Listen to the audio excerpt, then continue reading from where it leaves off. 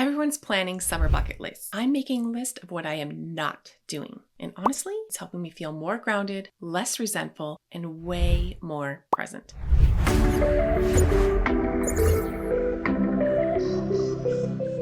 Welcome to Reclaim and Reset with Luna, where we help busy, overwhelmed women shift from burnout and survival mode to a life that feels purposeful and energizing while using simple tools.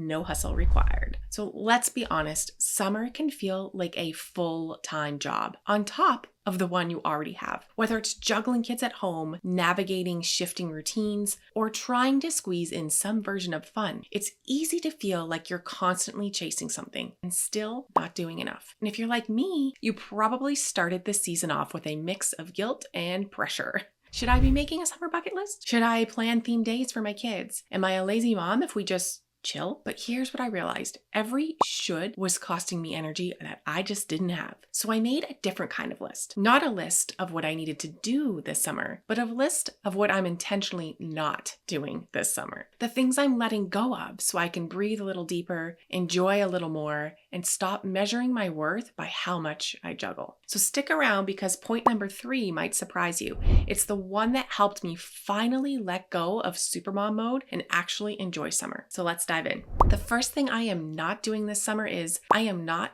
overscheduling our summer. A few years ago, I was that mom with the color-coded calendar. Monday was crafts, Tuesday was water play, Wednesday was library story time. I had Pinterest boards and prepped activities and big ideas for backyard scavenger hunts. And you know what? I was exhausted. Not just physically, but emotionally, because I had turned summer into another job. My kids weren't asking for an elaborate lineup of activities. I was trying to fill every moment to feel like I was doing enough. I was unintentionally competing with my Instagram feed. So last year, I focused on doing less. And this year, we're doing a lot less. We've got 1 or 2 things planned each week. Maybe time at the splash pad, maybe a couple of hours at the skate park, maybe a beach morning, and the rest is loose. Some days we watch movies, some days we read, and some days we're just bored. And that's okay. Unstructured time isn't a problem to fix. It's a skill that we have forgotten how to tolerate. And I just keep reminding myself that this is a gift for my kids. They're learning to entertain themselves, to be creative without prompts, to pause. For me, it means not running the invent director role from sunup to sundown. So if the pressure to fill every day is crushing you, then let this be your permission to slip. Less is enough. You're allowed to underschedule. You're allowed to wake up and decide what feels good that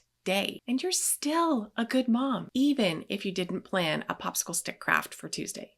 The second thing I am not doing this summer is I'm not trying to work like it's fall. One of the most exhausting mistakes that I used to make every summer was expecting myself to operate like it was still September. Same workload, same pace, same output. Even when my kids were home, routines were upside down and sleep was sporadic, I was still expecting myself to run like it was fall, like we were in that routine. But here's what hit me. Summer isn't just a season, it's a different rhythm. The energy is relaxed and fun. So why was I pushing through it like I was in a 4th quarter sprint? This past year, I gave myself permission to scale back. And that meant revisiting my calendar and asking, what actually has to happen? I started building in lighter weeks, rescheduling non-urgent projects, and reducing my meeting load whenever possible. Even if your job doesn't allow for much flexibility, there are ways to shift your mindset and your margins. Can you block off one afternoon a week for deep work with no meetings? Can you use your commute or your lunch hour as a quiet, no input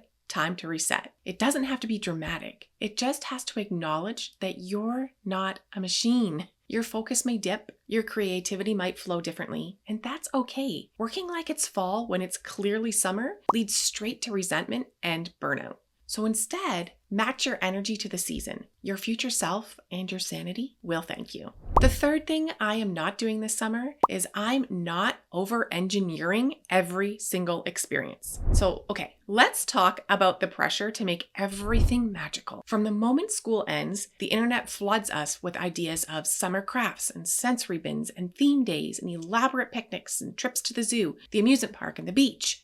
And that bucket list that we've created reads like a Pinterest board on caffeine. I used to fall for it. I'd load up our weekends with big plans and try to squeeze in the fun between all the errands and exhaustions, thinking if I just did enough, then they'd have that perfect summer. But more often than not, they'd lose interest 5 minutes in, and I'd be left doing the heavy lifting while everyone else melted down or moved on. So this summer, I'm opting out. We're still doing fun things, but I am not over-engineering the joy. That means yes to store-bought popsicles and dollar store bubbles. Yes to letting the kids just run around at the park without a specific game or theme day or planned activity. Yes to buying pre-cut fruit if it buys me 15 minutes of peace during that day. And you know what? My kids are just as happy because they're not looking for curated perfection. They're looking for connection. They want a mom who smiles more, who yells less, and who actually sits down beside them instead of orchestrating everything from the kitchen. There is no award for most creative summer, but there is a reward in choosing ease and saying this is enough. So if you need it too, permission granted. Let summer be simple. Let fun be easy. Let go of the pressure to impress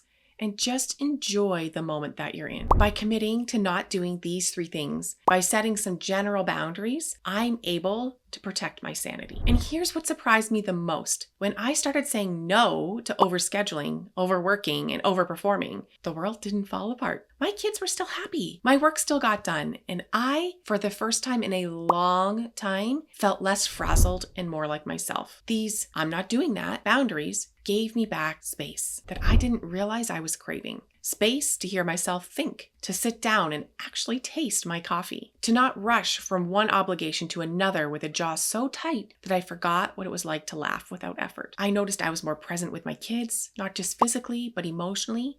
I wasn't mentally running through my to-do list while they told me a story. I had the bandwidth to listen, to notice, and to be proactive and engaged with them instead of reactive. In creativity, I had a ton of ideas again. I was writing again. I felt inspired again. So protecting your peace doesn't require a sabbatical or a getaway. It starts with choosing less, with drawing a line around your time and energy and saying, this is sacred. This matters. I matter. So if you've been operating in survival mode or trying to do it all because that's what summer should look like, consider what you're not doing this year and let that choice be your superpower instead. So let's recap. This summer, I am not overscheduling, I'm not working like it's fall, and I am not over-engineering every moment. I'm fiercely protecting the space I've reclaimed, not because I'm slacking, but because I'm choosing sanity, presence, and joy. Now, I'd love to hear from you. What are you not doing this summer? Drop it in the comments and let's start normalizing ease. Because summer doesn't have to be a performance.